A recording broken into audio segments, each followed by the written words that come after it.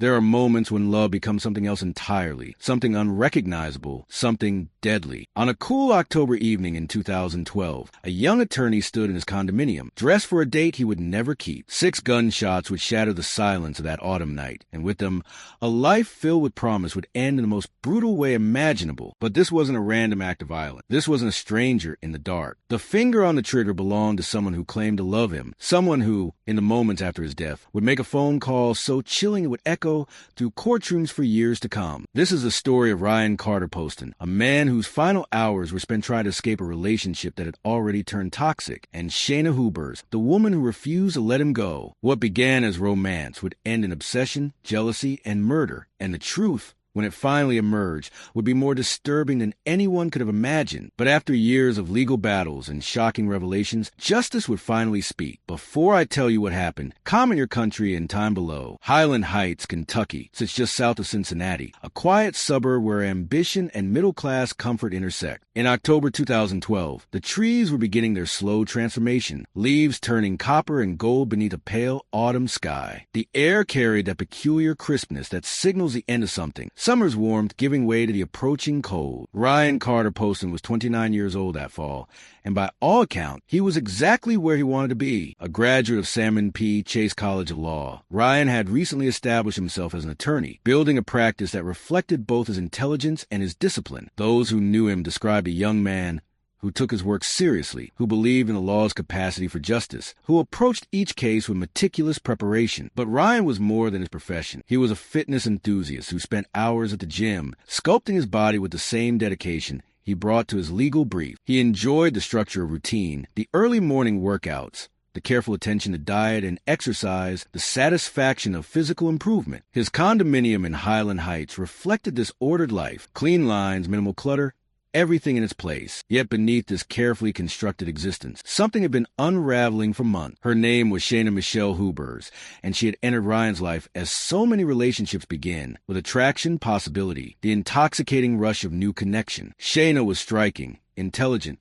articulate. She had studied psychology at the University of Kentucky, and she possessed a quick wit that could be both charming and disarming. In the beginning, Ryan had been drawn to her confidence, her energy, the way she seemed to understand him. But as weeks turned into months, the relationship had begun to shift. What started as passion slowly curdled into something else, possessiveness, volatility, a suffocating need that Ryan found increasingly difficult to navigate. Friends noticed changes in him, a weariness that hadn't been there before. The relationship became cyclical, breakups followed by reconciliations, promises to end things followed by renewed contact, a pattern as exhausting as it was familiar. By October 2012, Ryan had made a decision. He wanted out, truly out this time. He had been planning to move forward with his life, to date other women, to reclaim the autonomy that had slowly eroded over the months with Shayna. He had even arranged plans for that Friday evening, October 12th, a date with someone new, someone who represented a fresh start. Shayna knew this, and she couldn't accept it. The day of October 12th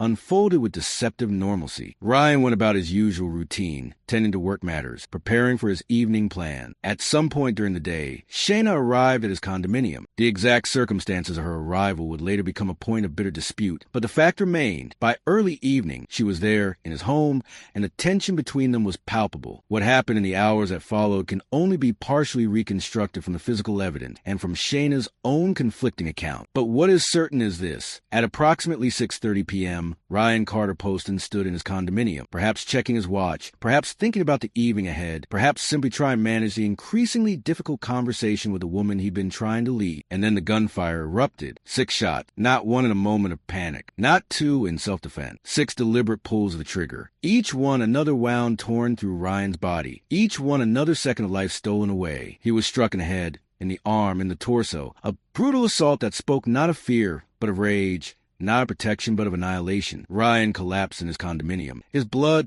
pooling on the floor of the life he'd worked so hard to build. The date he'd been planning would never happen. The future he'd been imagining, cases argued, relationships formed, years stretching ahead, evaporated in the span of seconds. At 6:31 p.m., a 911 call came into the Campbell County dispatch center. The voice on the other end was Shayna Hubers, and what she said in those first moments would become some of the most analyzed words in Kentucky criminal history. She claimed self-defense. She said Ryan had attacked her, that she'd had no choice, that she grabbed his gun and fired in fear for her own life. Her voice on the recording carried a strange quality, sometimes emotional, sometimes eerily composed, cycling between distress and an almost clinical detachment. "I killed my boyfriend in self-defense," she told the dispatcher, her words hanging in the air like a confession wrapped in justification. When police arrived at the Hazelwoods condominium complex, they found Ryan's body lying in the living area. The scene told a story, and it wasn't the one Shayna was narrating. The forensic investigators who processed the condo that night began to notice details that didn't align with her account. The position of Ryan's body, the trajectory of the bullets, the location of shell casings, the absence of defensive wounds that would indicate a struggle. And then there was the gun itself, Ryan's own firearm. A weapon he kept at home, now the instrument of his death. As the hours of that October night stretched into dawn, as investigators photographed evidence and collected samples and pieced together the sequence of events, a darker picture began to emerge. This wasn't self-defense. This was something far more sinister, a crime of passion, jealousy, and control. Shayna Michelle Hubers was taken into custody that night, arrested at the scene on suspicion of murder. She would spend the night in a holding cell, while Ryan's body was transported to the medical examiner, while his family received the devastating phone call that every parent dreads, while Highland Heights processed the shocking violence that had erupted in their quiet community. Ryan Carter Poston, just 29 years old, with his whole life ahead of him, was gone. And as the investigation deepened, as detectives began to uncover the true nature of the relationship between Ryan and Shayna, it became clear that this case would reveal something chilling about the thin line between love and obsession, between passion and possession. The case was not cold, not in the traditional sense. An arrest had been made, a suspect identified, but what lay ahead was a years-long journey to the criminal justice system, a journey that would expose shocking evidence, reveal disturbing truths, and ultimately ask a fundamental question: how does love become murder? In the days following Ryan's death, Highland Heights existed in a state of collective shock. News of the shooting spread quickly through the tight-knit legal community, where Ryan had been establishing his career. Colleagues who worked alongside him struggled to reconcile the young man they knew, professional, disciplined, kind, with the violence of his final moment. For Ryan's family, the grief was immeasurable. To lose a son is to lose the future itself, to watch all the possibilities that once seemed certain vanish in an instant. Ryan had been their pride, a young man who'd worked hard, who'd earned his degree, who'd been building something meaningful with his life. And now he was gone, taken by the very person who claimed to love him. The funeral was held on a gray October day, the kind of afternoon where the sky seems to press down on the earth, heavy with unshed rain. Friends and family gathered to remember Ryan, not as a victim, not as a crime statistic, but as a person. They spoke of his work ethic, his dedication to fitness, his quiet kindness. They remembered the man,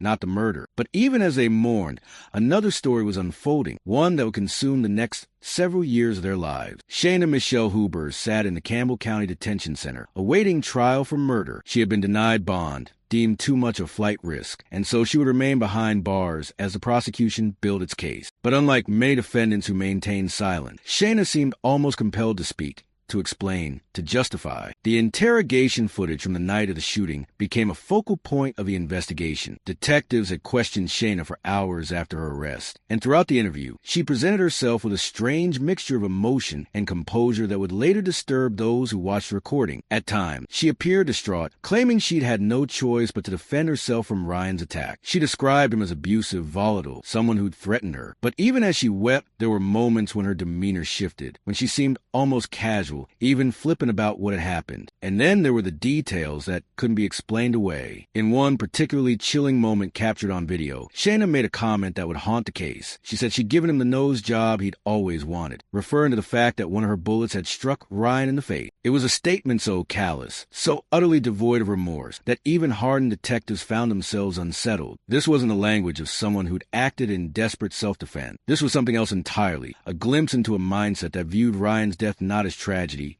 but as something she'd accomplished. As investigators dug deeper into the relationship between Ryan and Shayna, a portrait emerged that was starkly different from her claims of abuse. Friends of Ryan's came forward with stories of Shayna's possessiveness, her jealousy, her inability to accept that the relationship was over. Text messages were recovered, hundreds of them, showing the obsessive nature of her communications with Ryan in the weeks and months before his death. These messages painted a picture of a woman who couldn't let go, who viewed Ryan's attempts to establish boundaries as personal betrayal when he tried to date other women. Shayna would become enraged. When he tried to end the relationship definitively, she would manipulate him back, cycling between pleading and anger, between professions of love and accusations of cruelty. Ryan's friends described a man who felt trapped, who recognized the toxicity of the relationship but struggled to fully extricate himself. Some blamed him for not cutting contact completely, for allowing the cycle to continue. But those closest to him understood the complex dynamics at play, the way Shayna could be charming one moment and volatile the next, the way she used emotional manipulation to maintain her hold on him. In the months leading up to his death, Ryan had begun to find the strength to truly break away. He'd been more definitive in his declarations that the relationship was over. He'd started making plans that didn't include Shayna, and on October 12, 2012, he prepared for a date with someone else, a date that represented his attempt to move forward with his life. Shayna had known about this date. Evidence suggested she'd arrived at Ryan's condominium that evening uninvited, unwilling to accept that he was moving on without her. And in the confrontation that followed, something had snapped. The forensic evidence told a story that contradicted every aspect of Shayna's self-defense claim. The bullet trajectories didn't match a scenario where Ryan had been attacking her. The position of his body suggested he'd been shot while seated or standing in a non-threatening posture. And crucially, the 6 shots, 6 separate pulls of the trigger, indicated a level of deliberation that was incompatible with fear-driven self-defense. One of the most damning pieces of evidence was a small digital recorder that Ryan had kept in his home. He'd been documenting some of his interactions with Shayna, perhaps recognizing the need to protect himself from her increasingly erratic behavior. While the recorder hadn't captured the actual shooting, it provided context for the relationship dynamics, evidence of argument, of Shayna's volatile temperament, of Ryan's exhaustion with the cycle of breakup and reconciliation. As the case moved toward trial, the prosecution worked meticulously to build their narrative. They would argue that Shayna Hubers had murdered Ryan Carter Poston in a fit of jealous rage, unable to accept that he was moving on with his life. They would present the forensic evidence, the text messages, the 911 call, and the shocking interrogation footage that revealed a woman seemingly unconcerned with the gravity of what she'd done. The defense, meanwhile, would cling to the self-defense claim, arguing that Shayna had acted in fear of her life, that Ryan had been abusive, that the shooting was tragic but justifiable. They would attempt to paint Ryan as the aggressor and Shayna as a victim, a narrative that would become increasingly difficult to sustain as more evidence came to light. For Ryan's family, this period was excruciating. Grief is difficult enough without the added burden of public scrutiny, of watching your loved one's life dissected in court documents and media report. They had to endure hearing their son portrayed as an abuser, had to listen to a woman who'd killed him attempt to justify her actions, had to wait through years of legal proceedings for something resembling justice. The months stretched into more than 2 years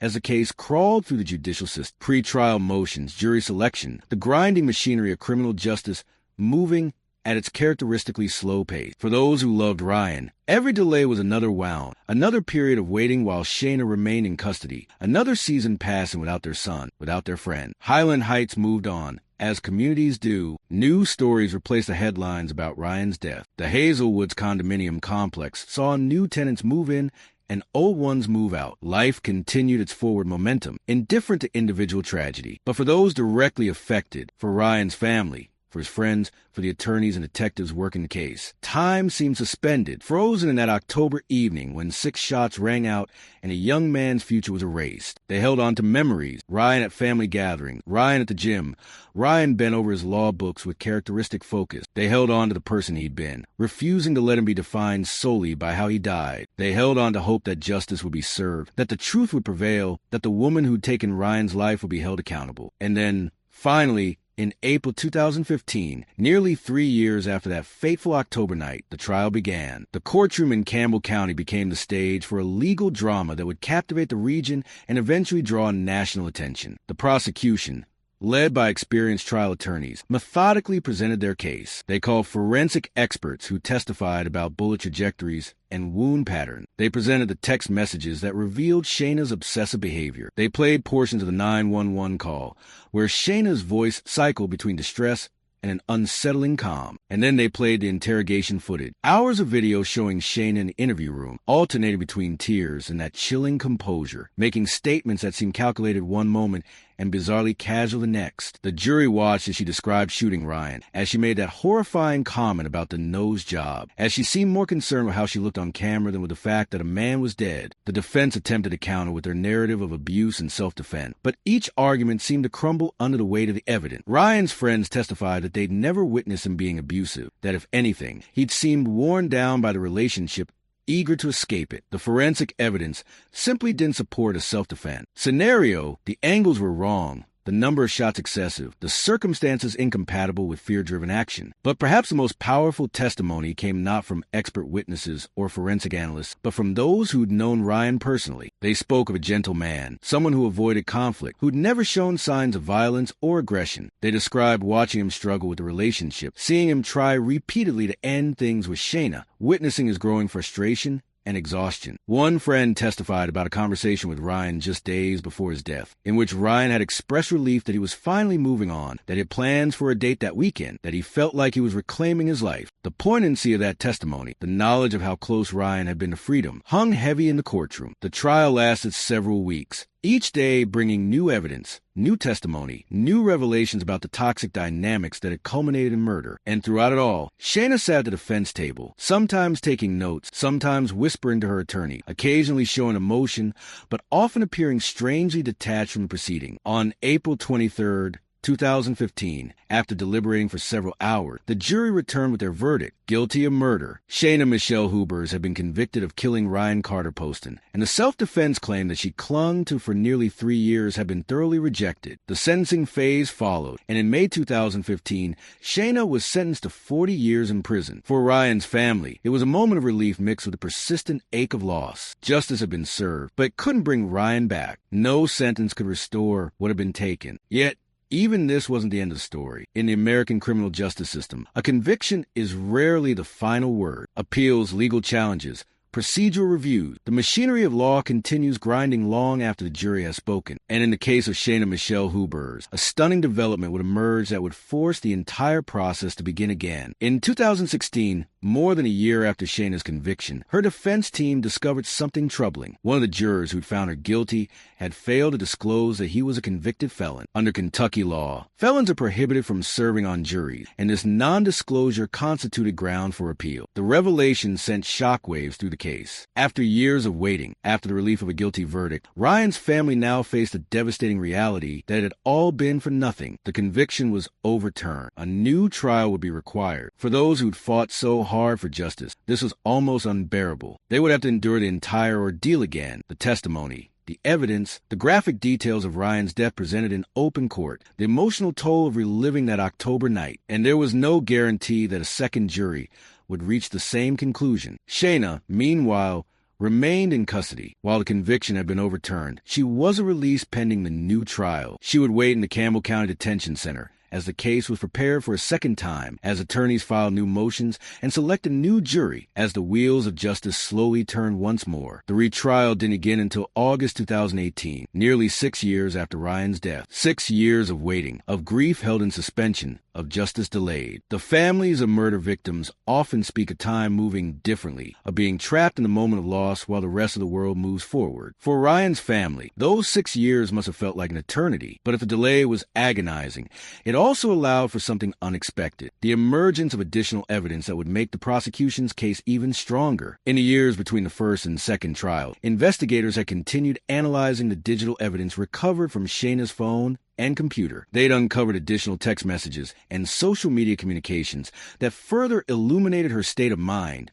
in the weeks before the murder. These messages revealed an obsessive quality that bordered on stalking, constant monitoring of Ryan's social media, attempts to track his movement, interactions with women he'd been dating or might date. One particularly disturbing series of messages showed Shayna discussing Ryan with a friend, expressing rage at his attempts to move on. She'd written about wanting to teach him a lesson, about making him pay for hurting her. While these messages hadn't directly threatened violence, they established a pattern of escalating anger and possessiveness that contextualized the events of October 12, 2012. The second trial, when it finally began in August 2018, followed a similar trajectory to the first. The prosecution presented their forensic evidence, their expert testimony, their digital record. They played the same chilling 911 call and interrogation footage. They called many of the same witnesses who testified 3 years earlier. But this time, there was an additional element, the accumulated weight of time itself. Shayna had now been in custody for nearly 6 years, maintaining her innocence throughout, insisting that she'd acted in self-defense despite all evidence to the contrary. The steadfast refusal to acknowledge responsibility, to show genuine remorse, became part of the narrative itself, evidence not just of what she'd done, but of who she was. The defense strategy remained largely unchanged: claim self-defense, portray Ryan as abusive, argue that Shayna had fear for her life. But the evidence continued to contradict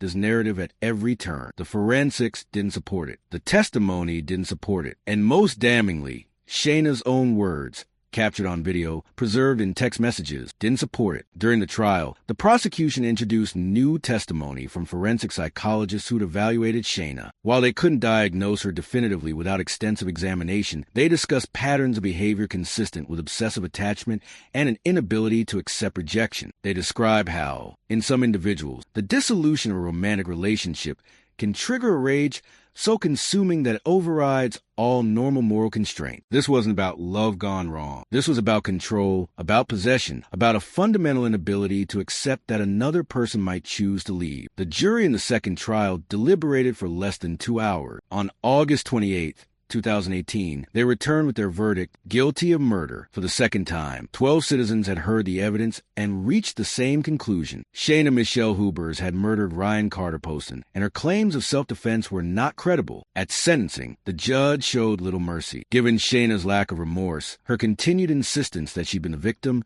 and the premeditated nature of the crime, the court imposed a sentence of life imprisonment with the possibility of parole after 20 years. It was a harsher sentence than the first trial had produced, a reflection of the judge's assessment that Shayna posed a continued danger and had shown no rehabilitation or genuine contrition. In the courtroom that day, Ryan's family finally heard the words they'd been waiting 6 years to hear: justice, definitive and final. But the relief was tempered by the reality that no sentence could restore what they'd lost. Ryan would still be gone. The years they'd been robbed of, birthdays, holidays, the simple daily presence of someone they loved, couldn't be recovered. Yet there was something meaningful in the verdict itself. The criminal justice system, for all its flaws and delays, had ultimately functioned as intended. A jury of peers had examined the evidence, had seen through the lies and justifications, had held Shayna accountable for what she'd done. The revelation that had emerged over the course of 2 trials wasn't just about the physical evidence or the forensic analysis. It was about the nature of the crime itself, about what happens when obsession masquerades as love, when control is mistaken for caring, when someone decides that if they can't have another person,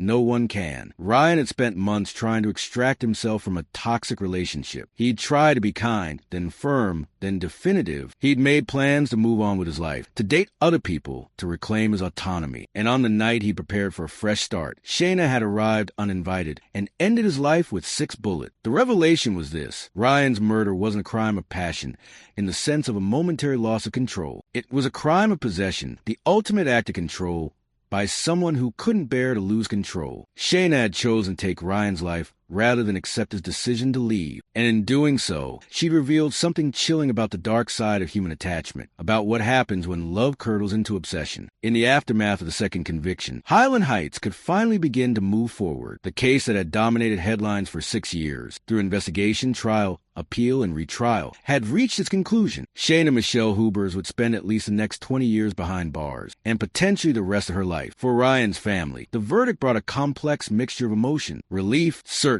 The fear that Shayna might somehow escape justice had finally been put to rest. Satisfaction that the truth had prevailed, that 12 jurors had seen through the self-defense claims and recognized the murder for what it was. But underlying all of this was a persistent, irreducible grief of loss. No amount of justice can resurrect the dead. No prison sentence can restore stolen years. Ryan Carter Poston had been 29 years old when he died, at the beginning of his career, full of potential and promise. All the things he might have accomplished, cases he might have won, relationships he might have formed, contributions he might have made to his community, were erased in those 6 seconds of gunfire. His family had to learn to carry this absence, to navigate a world where Ryan existed only in memory and photograph. They marked birthdays he would never see, holidays he would never celebrate, milestones he would never achieve. The empty chair at family gatherings became a permanent fixture, a reminder of what had been stolen. Yet they also worked to ensure that Ryan's legacy would be more than just the circumstances of his death. They spoke publicly about domestic violence, about the warning signs of toxic relationship, about the importance of recognizing when love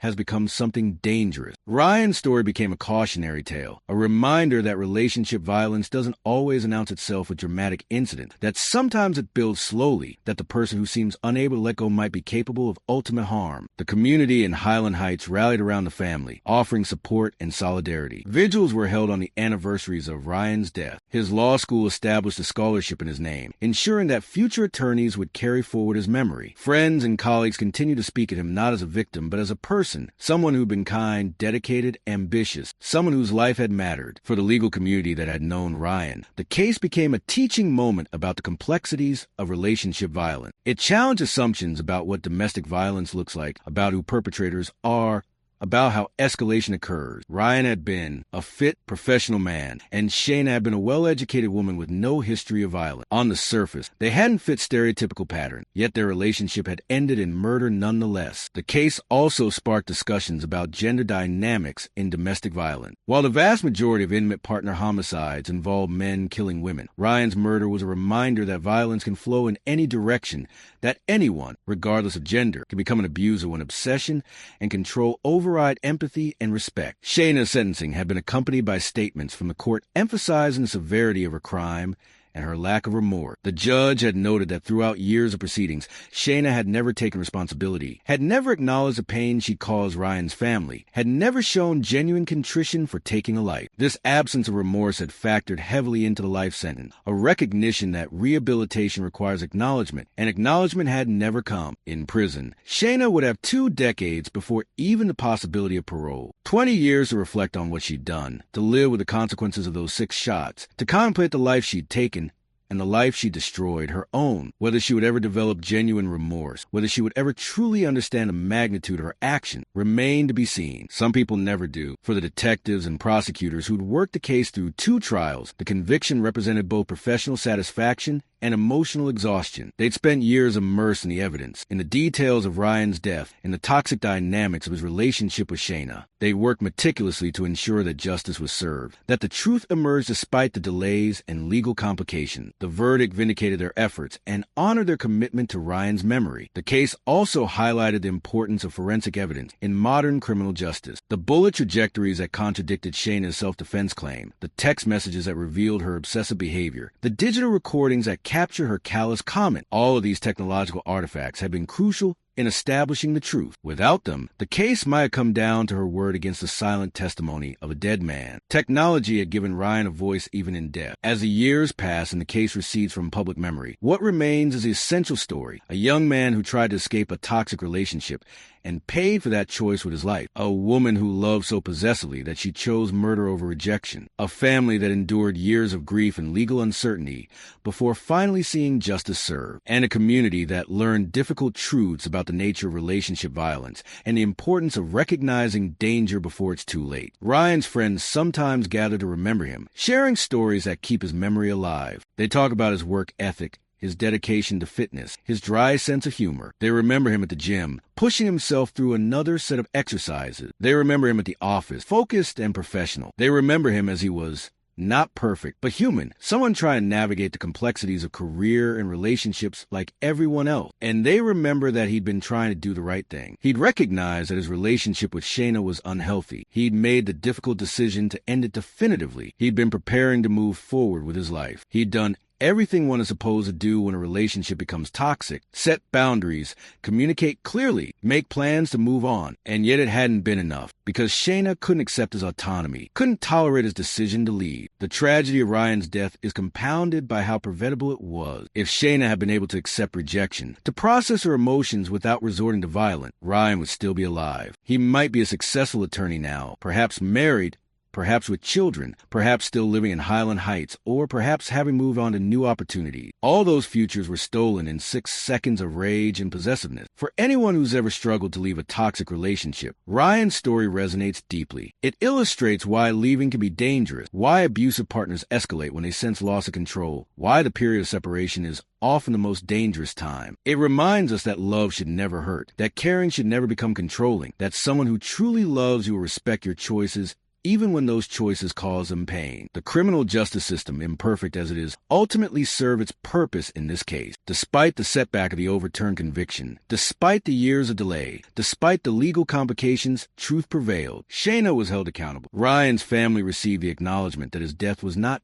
justified, that it was murder, that the woman who claimed to love him had instead killed him in cold blood. But justice, while necessary, is never sufficient. It cannot restore what was lost. It cannot give Ryan's family back the years they were robbed of. It cannot undo the trauma of that October night. It can only provide a measure of closure, an acknowledgement that wrong was done and has been recognized as such. In the broader context of American crime statistics, Ryan's case is sadly not unique. Every year, hundreds of people are killed by intimate partners, murder in the name of love, possession, jealousy, control. These deaths often share common element, a relationship ending or about to end, an escalation of possessive behavior, warnings that weren't heeded or couldn't be heeded in time. Ryan's story is one among many, but each individual story matters. Each lost life represents irreplaceable potential stolen from a world. The legacy of this case extends beyond Ryan's memory. It serves as a reminder of the warning signs of dangerous relationship, excessive jealousy, possessiveness, inability to accept boundaries, cycles of breakup and reconciliation, escalating emotional manipulation. It reminds us that these patterns can exist in any kind of relationship, affecting people of any gender, any profession, any background. And it underscores the importance of taking these warning signs seriously, of helping friends and loved ones recognize danger, of understanding that leaving an abusive relationship can require careful planning and support. Highland Heights has moved on, as communities must. The condominium where Ryan died has seen other tenants, other lives unfolding within those walls. The courthouse where Shayna was tried has processed countless other cases. Life continues its relentless forward march, indifferent to individual tragedy. But those who knew Ryan, who loved him, who fought for justice on his behalf, they remember. And in remembering, they keep alive not just the story of his death, but the story of his life. There's a photograph of Ryan that his family treasures. Him at the gym, mid-workout, face concentrated but content. It captures him as he was, young, strong, alive, engaged with the world. When they look at that photograph, they try to remember him this way, rather than as the victim whose crime scene photos became evidence in 2 trials. They try to preserve the person he was, the life he lived, the potential he embodied, and they try to find meaning in the senseless. Perhaps Ryan's story will help someone recognize the danger sign in their own relationship. Perhaps it will give someone the courage to leave before it's too late. Perhaps it will remind us all that love should enhance life, not threaten it, that healthy relationships are built on respect and freedom, not possession and control. In the end, this case reminds us that justice, while sometimes delayed, can ultimately prevail. It reminds us that the truth matters, that evidence matters, that holding people accountable for their actions matter. It reminds us that behind every crime statistic is a real person with a real life that mattered to real people who loved them. And it reminds us that vigilance is necessary in our own relationships, in supporting our friends, in recognizing that the person who seems unable to let go might be capable of unthinkable harm. Ryan Carter Poston deserved better than the death he received. He deserved to live out his years, to achieve his potential, to experience all the joys and sorrows that make up a full human life. That was stolen from him on an October evening in 2012 by someone who claimed to love him, but loved only the idea of possessing him. And while justice cannot restore what was lost, it can bear witness to the truth that his life mattered, that his death was murder, and that the woman who killed him has been held to account. The silence of his family's home where his voice should be, the empty seat at gathering where he should sit, the future that should have unfolded but never will. These absences are permanent. They are the true life sentence of murder, served not by the perpetrator,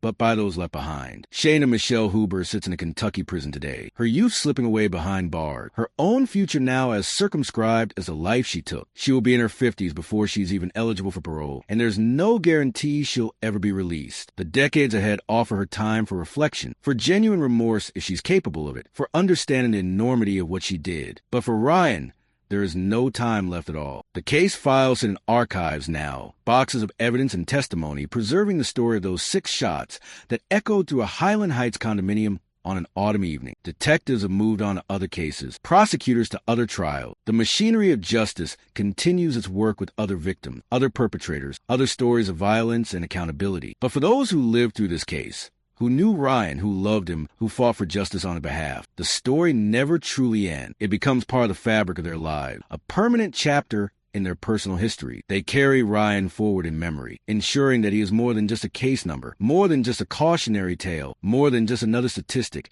in the grim ledger of intimate partner violence. They carry forward his ambition, his dedication, his kindness. They speak his name and tell a story. They honor his memory not just by remembering how he died, but by celebrating how he lived. And in doing so, they perform the most important act of remembrance. They refuse to let the worst moment of his life, those 6 seconds of violence, define the entirety of his existence. Highland Heights continues to change and grow. New families moving in, new stories being written. The seasons cycle through their familiar rhythm. Spring's renewal, summer's warmth, autumn's transformation, winter's quiet. And each October, when the leaves begin to turn and the air carries that particular crispness, some people remember a young attorney who dressed for a date he would never keep, who stood in his condominium on an evening that should have been ordinary, who died trying to move forward with his life. The legal community remembers him too. Young attorneys starting their careers occasionally hear his story, a reminder that the law they've chosen to practice isn't just abstract principle but real stakes, real lives, real consequences. The Ryan Carter Poston Memorial Scholarship continues to support law students, ensuring that his name is associated not just with his death, but with the continuation of the profession he loved. And somewhere in the collective memory of those who followed the case, who read the news stories and watched the trial coverage, Ryan's story serves its purpose, a stark reminder that relationships should never become prison, that love should never become possession, that when someone wants to leave, respect demands letting them go. These lessons, learned at terrible cost, ripple outward, perhaps preventing other tragedy, perhaps helping someone recognize danger before it's too late, perhaps saving a life that would otherwise be lost. The courtroom where Shayna was convicted has seen many trials since hers, many other people seeking justice for wrongs committed against them or their loved one. But those who were present during those proceedings remember the weight of the evidence, the clarity of the verdict, the sense that, despite all delays and complications, the system had worked as intended. Truth had emerged, justice had been served, a murderer had been held accountable. For Ryan's family, the years since the conviction have brought a measure of peace, though the grief remained. They've learned to carry their loss, to function around a permanent absence, to find moments of joy despite the shadow that October night cast over their lives. They've learned that healing doesn't mean forgetting, that moving forward doesn't mean leaving Ryan behind, that it's possible to honor his memory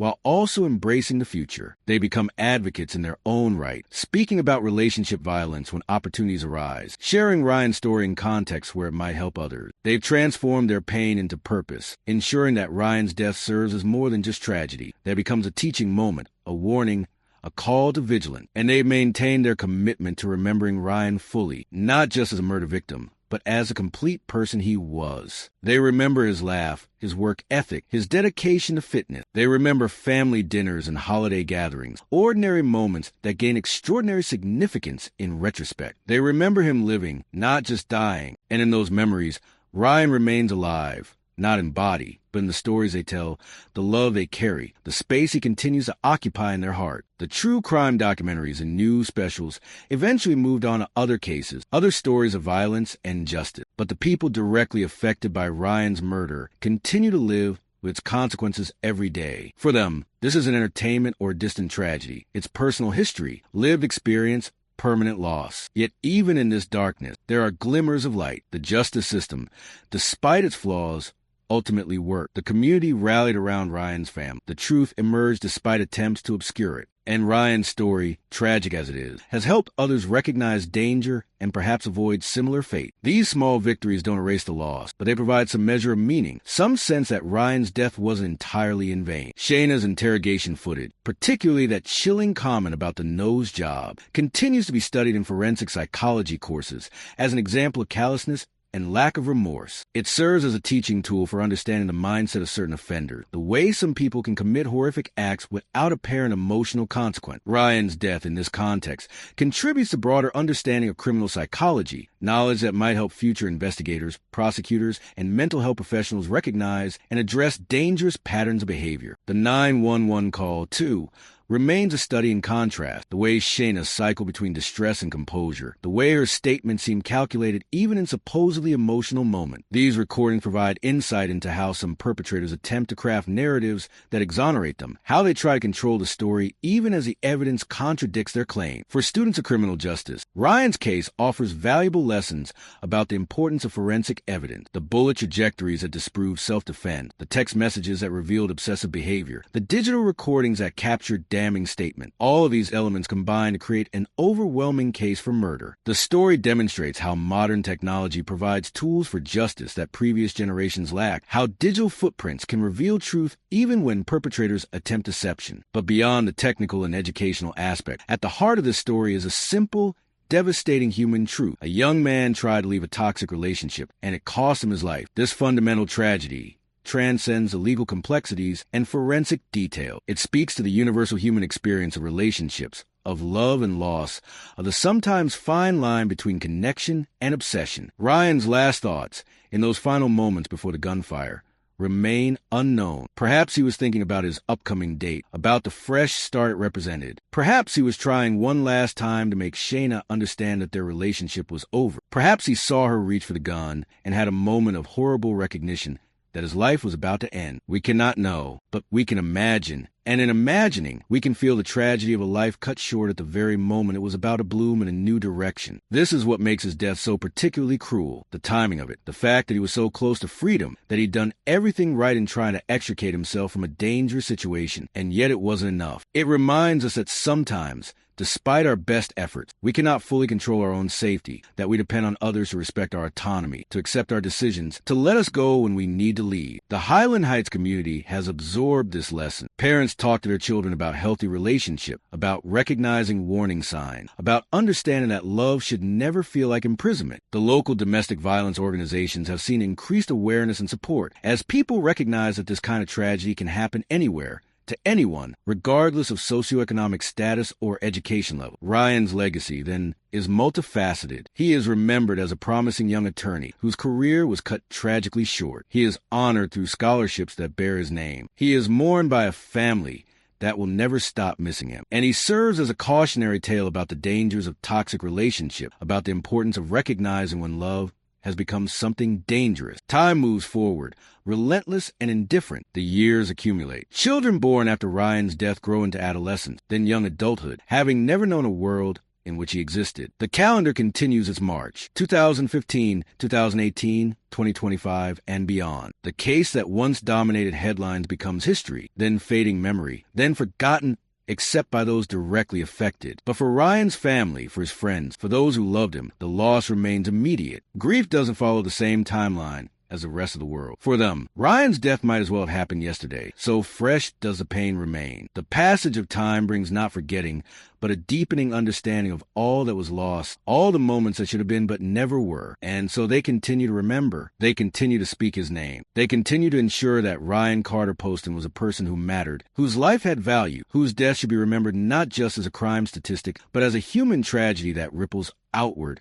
affecting countless lives. Justice may come late, but it never vanishes. Truth may be obscured, but it ultimately emerges. And love, real love, should never cost someone their life. These are the lessons of Ryan's story. Hard-won wisdom purchased at the price of his future, his potential, his very existence. In the end, this case reminds us that we are all vulnerable, that the people we allow into our intimate lives have the power to harm us in profound ways, and that we must be vigilant about recognizing when affection becomes obsession, when love becomes control, when staying becomes more dangerous than leaving. It reminds us that justice, while essential, can never fully repair the damage done by violence. And it reminds us that every murder victim was once a living person with dreams and plans, and people who loved them, someone whose absence leaves a permanent wound in the world. Ryan Carter Poston should be 42 years old today. He should be in the prime of his career, perhaps a partner at a law firm, perhaps still practicing in Highland Heights, or perhaps having moved on to bigger opportunities. He should be attending family gatherings, celebrating holidays, living the ordinary, extraordinary life that each of us takes for granted until it's stolen away. Instead, he exists now only in memory and photograph, in the stories his family tells, in the scholarship that bears his name, in the cautionary tale his death became. He exists in the absence felt by those who loved him, in the what-ifs and might-have-beens that haunt those left behind. And he exists in the lesson his story teaches, that life is fragile, that relationships require respect and boundaries, that obsession is not love, and that justice, though sometimes delayed, will ultimately speak truth to power. His voice was silenced by 6 bullets on an October evening in 2012. But through the verdict that convicted his killer, through the sentence that holds her accountable, through the memories of those who knew him, and the story that continues to be told, Ryan Carter Poston still speaks. He speaks about the value of human life, about the importance of recognizing danger, about the necessity of justice, and about the simple devastating truth that sometimes love isn't love at all. Sometimes it's possession wearing love's mask, and when that mask slips, the face beneath can be terrifying. This is Ryan's story. This is his legacy. And this is his memorial, not carved in stone, but written in the hearts of those who remember, in the lessons learned from his death, in the justice that was ultimately served. May it stand as a reminder that every life matters, that every loss diminishes us all, and that the fight for justice is always worth the struggle, no matter how long it takes. The autumn leaves fall in Highland Heights each October, as they always have and always will. The seasons turn. Life continues. But for those who pause to remember, for those who know the story, those October days carry a particular weight. A reminder of a young man who died trying to live, who was killed by someone who claimed to love him, and whose memory now serves to light the way for others navigating the sometimes dangerous waters of human connection. Rest in peace, Ryan Carter Poston. Your life mattered. Your story mattered. And through those who remember, you live on.